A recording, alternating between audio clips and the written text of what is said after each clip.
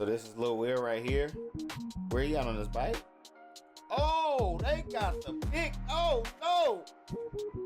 Oh, they got to clear the streets out. And they 3 deep on him. And they running him down.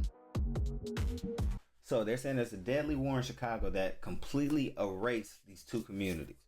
Let's watch this video together. We're about to get straight into it. A 16-year-old boy is shot and killed in North Lawndale while walking on the sidewalk. Police say 2 men got out of a dark sedan around 8:30 last night near Cermak and Keeler and started shooting. That boy was hit in the chest. He was later pronounced dead at the hospital. Police are still looking for those 2 shooters. 16 years old.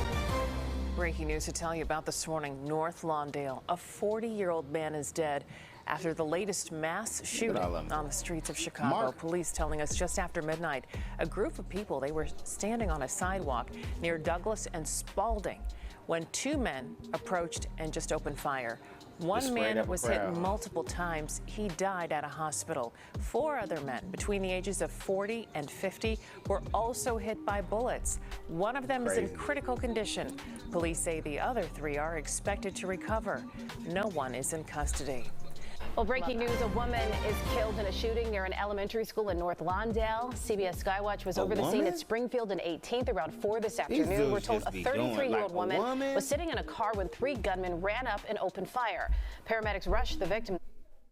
How do they run up 3 deep and gun down a 33-year-old woman? What'd she do? And it's all in the same area. Sinai, but she didn't make it. Penn Elementary went into a soft lockdown after the shooting. No students or staff were hurt. In the heart of North Lawndale, where silence can sound like warning, there's a street that still remembers the echoes of a name, Danny. What began as a memorial, a name whispered in grief, slowly turned into something else. Something that breathed, moved, and multiplied. You got a V-neck on. Danny Mob, a set born from tragedy, molded by the streets of Holy City, one of Chicago's oldest battlegrounds. They called themselves many things: BMW, Duluth, So Icy, No Remorse, 2100. But no matter the name, one thing stayed the same: death followed close behind.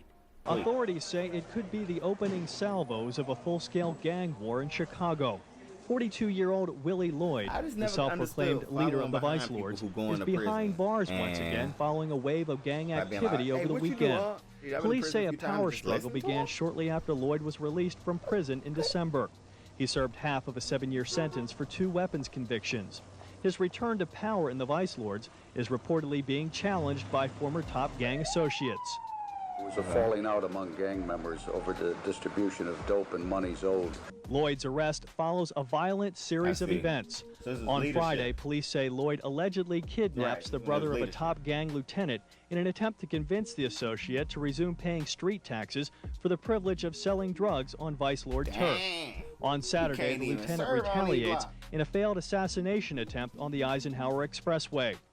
On Sunday, Lloyd is arrested in Deerfield as he and a small army of suspected gang members set out to avenge the Saturday shooting. Police say Lloyd may have been running his criminal empire out of a room in the Deerfield Marriott Hotel for the past few months. Chicago Mayor Richard Daley says the city will continue to be at risk of gang violence as long as people like Willie Lloyd walk the streets. Well, I think you have to take a guy like that and put him in jail for the rest of his life.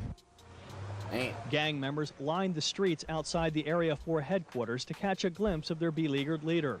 He is being held at the Cook County Jail pending a hearing on parole violations. March 26, 2010, 2 young men stood outside their home, Joshua Evans and Daniel Crockett Jr.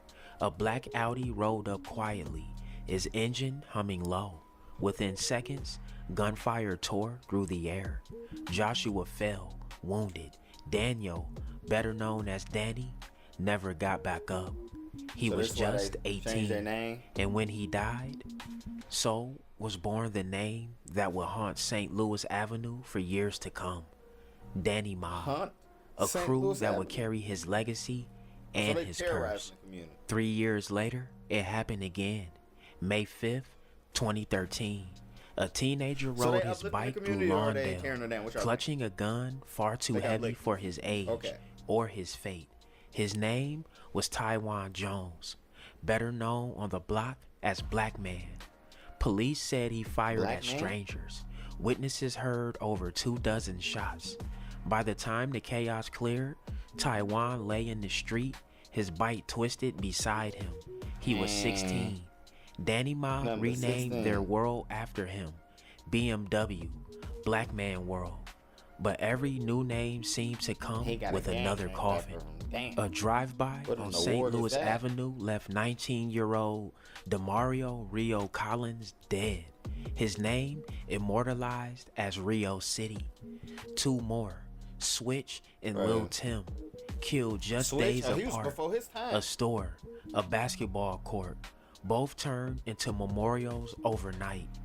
D Moore, just 16, gunned down near a gangway. He wasn't even from Danny Mob, but the streets didn't care. They claimed him anyway. The pattern was a set. The more names they lost, the more the name Danny Mob grew. By 2018, grief had become routine. That's crazy. Tyree Freak Davis shot dead while sitting in his car. Devarius Varro Davis gone in 2020. Fly 2 times, shot at a stoplight in 2021. Each story different, yet eerily familiar. A car pulls up, a flash, a name added to the list. Even those who didn't die by the gun weren't spared. Oh, bad. Swag 2100 overdosed in 2023. Dope Girl Mara died from cancer. The streets claim them all the same. And through it all, Danny Mob stood torn between survival and memory.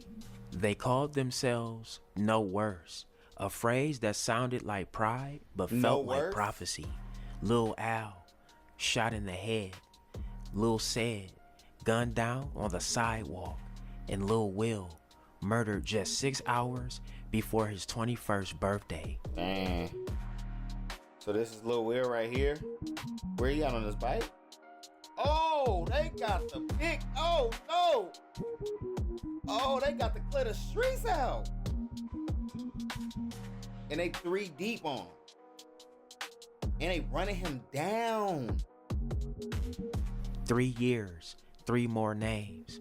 And with each one, the silence of 21st and St. Louis grew heavier. Some say the block feels cursed, like the ghost of the fallen never left. Others say it's something worse, that every time blood hits the pavement, the name Danny Mob whispers back from the shadows. In Holy City, stories don't end, they just stop. And when they stop, they leave echoes behind. What started with Danny, an 18-year-old kid who never made it to manhood, has become something more than a name, more than a game. It's a legacy stitched together by violence and loyalty. A name that demands remembrance, and a price that never stops being paid. Because in Chicago's streets, the dead don't fade away. They live on, in murals, in whispers, and in names that should never have had mean so much. This is Danny Mob, and this is Holy City. Alright, y'all, there y'all have it, man. That's the crazy story of Danny Mob. Hey, so we heard about the deadly war of Danny Mob. It sounds like a lot went down behind his name in these blocks. And they started so young.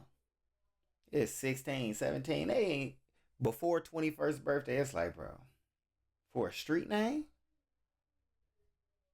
Come on, man. Hey, I appreciate y'all for watching this video. I'll make some money. Make sure y'all like, comment, subscribe. If you don't do any of those things, just watch another video. I'll see y'all next one.